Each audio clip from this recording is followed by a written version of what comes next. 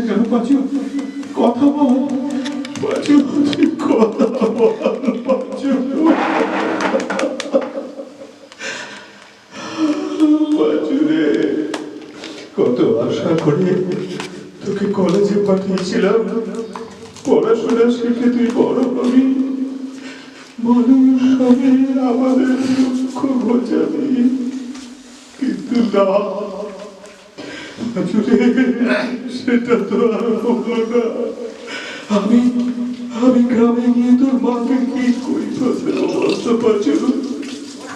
আমি তোর মাকে কি বলবো? না না স্যার, না, পুলিশের হাতে দেবেন না। এরা আগামী দিনে অনেক বড় হবে, মানুষ হবে, এরা দেশের সম্পদ হয়ে উঠবে। আমার ছেলেটা তো পেট ভরে দুটো খেতে পেত না, তাই তাই ওরা খেতে দিয়েছে বলে একটু বেশি পেট ভরে খেয়ে নিয়েছে, তাই তো সহ্য করতে পারলো না, তাই